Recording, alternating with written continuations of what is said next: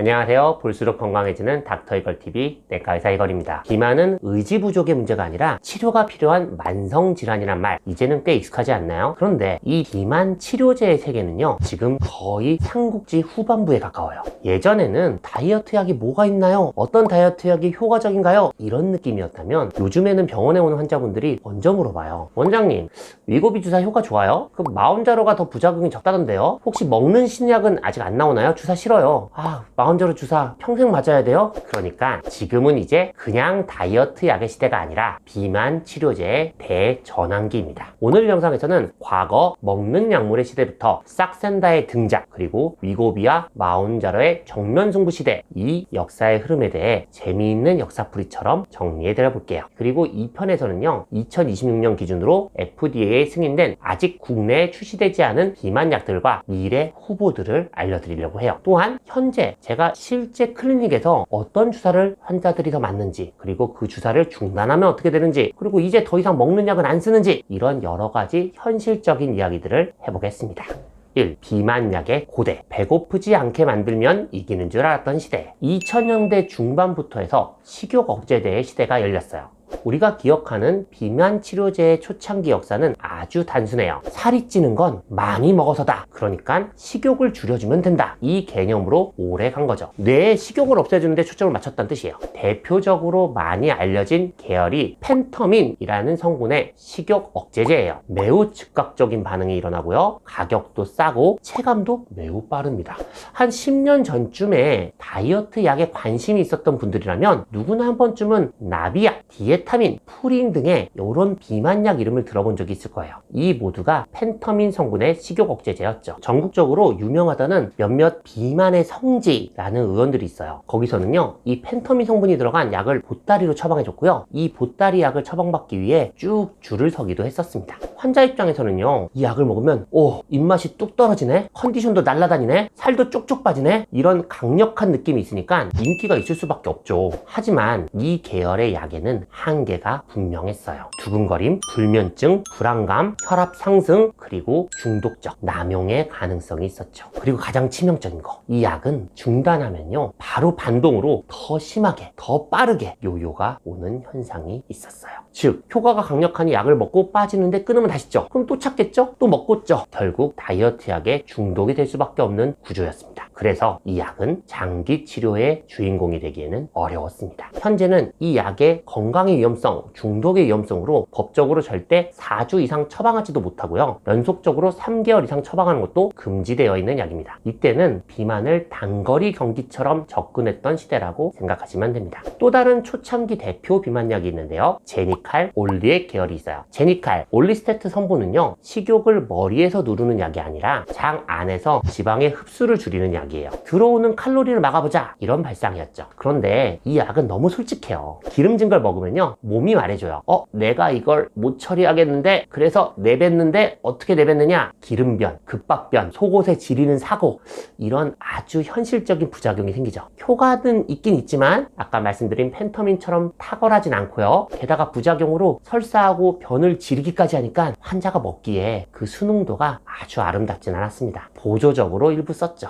2. 먹는 약의 중세. 조금 더 오래, 조금 더 안전하게. 그 다음 시대에 나온 대표 주자가 큐시미아, 콘트라브 같은 장기 치료가 가능한 먹는 약들이에요.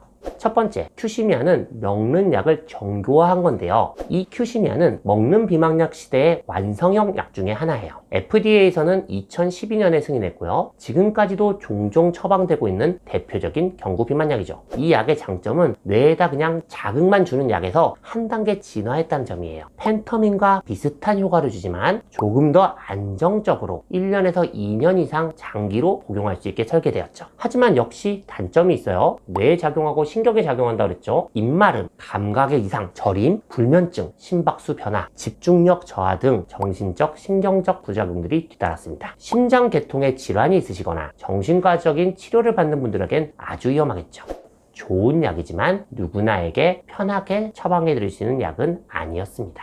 콘트라브, 식욕과 보상회로를 동시에 차단. 또 다른 장기 경구 치료제인 콘트라브는요, 뇌에서 느끼는 배가 고프다 만이 아니라 먹었을 때 느끼는 보상감까지 건드린 약이에요. 2014년에 FDA 승인을 받았고 여전히 사용할 수 있는 경구 치료 옵션입니다. 특히 폭식 성향이 있거나 감정 섭식이 있는 분들에게 치료 효과가 두드러질 수가 있어요. 그러나 여전히 혈압, 경련의 위험, 정신건강 관련 경고 등이 있어서 정신적으로 위험한 부작용이 뒤따르죠. 역시 의사가 편하게 처방하기에는 건강에 좋다라고 말할 수 없는 약이에요. 체감하는 효과도 휴시미아보다 떨어집니다. 여기까지가 먹는 약으로 최대한 버텨보던 시대였어요. 3. 대전환. 비만은 의지의 문제가 아니라 호르몬의 문제일 수 있다. 싹센다의 등장. 드디어 판을 바꾼 약이 등장합니다. 바로 싹센다, 성분명 리라글루타이드 주사입니다. 싹센다의 주요 성분인 GLP-1 계열의 주사는요, 당뇨 치료제에서 출발을 했어요. 이 주사를 맞으면요, 혈당도 좋아지고 식욕도 줄고 체중도 빠지는 게 반복적으로 관찰되면서 연구자들이 깨달은 거죠. 잠깐만, 이거 당뇨약이기도 한데 혹시 비만 치료제로도 효과를 볼 수 있겠는데? 이 생각의 전환 굉장히 중요합니다. 비만을요, 그전에는 내가 식욕을 못 참아서, 의지가 부족해서 라고 많이 봤다면, 이때부터는요, 비만을 식욕, 포만감, 위 배출 속도, 뇌 보상 회로의 문제로 보기 시작한 겁니다. 즉 비만은 생물학적 질환이라는 관점이 훨씬 강해진 거죠. 국내에서도 이 싹센다 주사는 큰 화제가 됐어요. 강남 주사, 다이어트 주사라는 말이 돌 정도로요. 속에는 비만이 아닌 사람들까지 남용하는 사회적 이슈가 되기도 했습니다. 실제로 이 주사가 등장하고 비만 치료에 혁신이 일어난 것처럼 보였죠. 이렇게 이 싹센다는 분명 좋은 주사였지만 딱 하나 아주 큰 장벽이 있었습니다. 매일 주사를 맞아야 한다. 분명 효과는 있는데 환자 입장이 돼서, 원장님, 내가 배에다 주사를 제가 직접 매일 맞으라고요? 이 벽이 꽤 컸습니다. 또한 부작용으로 울렁거림, 소화불량, 변비, 설사, 장염, 이러한 소화기 불편감이 꽤 빈번하게 일어났죠. 그러니까 싹센다 주사는 혁명이었지만 아직은 불편한 혁명이었던 것입니다. 그래서 2010년 후반의 클리닉에서는 먹는 다이어트 약과 싹센다 주사 중에서 어떤 치료제를 사용할지에 대해 환자들과 사용해서 결정하고 있었습니다.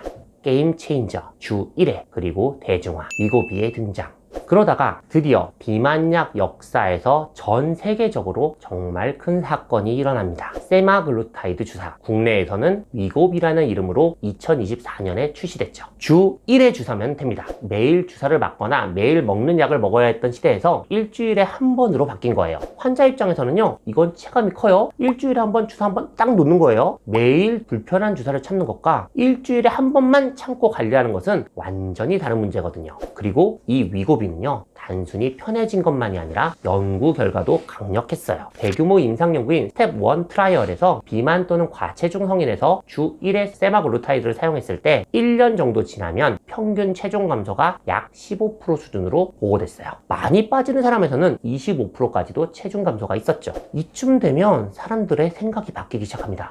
이건 그냥 식욕 억제제가 아니네, 오래 쓸 수도 있네, 이건 진짜 치료제 같은데? 그리고 결정타가 하나 더 나왔습니다. 또 다른 대규모 연구인 셀렉트 트라이얼에서 당뇨가 없는 과체중 비만 성인 중에 기존에 심장 혈관 질환이 있는 사람들에서 이 위고비 주사를 맞았을 때 주요 심혈관 사건의 위험을 줄여줬어요. 이후에는 이 FDA에서도 2024년에 위고비에 대해 심혈관 위험을 감소시킨다는 적응증을 승인했습니다. 여기서부터는 용어가 바뀝니다.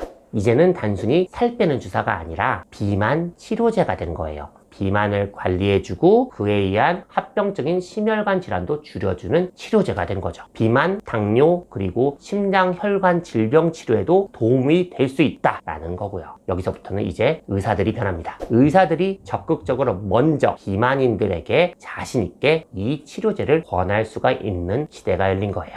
5. 게임 체인저 2. 한 개가 더 붙였더니 더 세졌다. 마운자로. 이 위고비 주사, 드디어 전 세계 비만 치료의 왕좌에 앉으려는 순간 새로운 챌린저가 등장합니다. 터제파타이드. 국내에서는 마운자로라는 이름으로 25년에 출시되었습니다. 이 주사가 더 특별한 이유는요, 역시 일주일에 한 번 맞는 거고요. GLP-1만 보는 게 아니라 다른 수용체인 GIP까지 함께 작용하는 이중 작용제라는 점입니다. 쉽게 말하면 식욕을 조절하는 오케스트라에 지휘자를 한 명 더 세웠다라는 느낌이에요. 그리고 결과가 조금 더 강했습니다. 서마운트 1 연구에서는요, 터제파타이드 72주에 평균 약 20% 전후의 체중 감소를 보였어요. 자, 20%. 이 숫자만으로도 이미 시장을 흔들기에는 충분했죠. 그런데 여기서 끝이 아닙니다. 진짜 전쟁은 직접 붙어봐야 되잖아요. 그래서 나온 게 서마운트 5입니다. 비만은 있지만 당뇨가 없는 성인에서 마운자로 주사와 위고비 주사를 정면으로 비교했는데 마운자로가 체중 감소와 허리둘레 감소에서 더 우월했습니다. 이 연구가 나오면서 클리닉 현장에서는 질문이 바뀝니다. 예전에는요, 주사가 좋을까요? 먹는 약이 좋을까요? 였다면 이제는 위고비냐 마운자로냐가 된 거죠. 2026년 현 시점에서 마운자로와 위고비의 승부. 비만 치료를 위해서 병원에 오신 분들은요, 매우 적극적이에요. 이미 병원에 오기 전부터 사전 정보를 많이 알고 오시거나 이미 누군가에게 어떤 치료제를 소개받고 오시는 경우가 대부분이죠. 그러다 보니 요새 오시는 환자분들은 위고비보다는 마운자로를 1번으로 희망하십니다. 이미 이 연구 결과들을 들은 거죠. 그러면서 이런 기대 심리와 이런 소문을 들었죠. 위고비보다 마운자로가 체중 감량이 더 잘 된대, 울렁거림이 적대, 근손실이 적대, 이런 이야기를 듣고 기대하고 계시죠. 국내에서도 2026년 초에 보도한 기준으로 보면 마운자로가 출시 수개월 만에 위고비를 추월했다는 분석이 나왔고요. 비만 치료제로는 노보노디스크사의 위고비와 릴리의 마운자로가 전 세계 시장을 양분하는 흐름이 확인되었습니다. 다만 제가 여기서 꼭 말씀드리고 싶은 게 있어요. 최신에 나왔다고 해서 무조건 정답은 아니라는 거예요. 실제 진료실 현장에서는 달라요. 어떤 분들은요, 위고비 주사가 더 잘 맞고요. 어떤 분들은 마운자로에서 더 불편함, 울렁거림, 배 가스 차는 거, 효과 없음을 느낄 수가 있어요. 막상 위고비를 잘 사용하는 분들이 마운자로가 좋대요 라고 해서 마운자로를 바꿔보면요, 위고비가 더 나았어요, 이렇게 얘기하시는 분들도 있었습니다. 비만 환자를 볼 때는 비용, 그리고 약의 공급, 그리고 부작용, 수능도, 동반되어 있는 질환, 목표 체중, 유지 전략을 같이 개별화해서 봐야 합니다. 케이스 바이 케이스. 비만 치료는요, 정말 개인차가 커요. 어떤 주사가 100% 정답은 아닙니다. 모든 환자에게 마운자로가 무조건 더 낫다고 말하면 그건 과장이에요. 그리고 아직 경쟁은 끝나지 않았습니다. 지금 현 시점에도 계속 신약은 개발되고 있고요. 앞으로의 경쟁은요, 단순히 얼마나 더 많이 빠지느냐 이것만이 아니라 얼마나 편하냐, 얼마나 오래 버티냐, 근손실은 얼마나 덜 있냐, 위장관 부작용은 적으냐, 먹는 약으로도 먹을 수 있냐, 이쪽으로 넘어가고 있어요.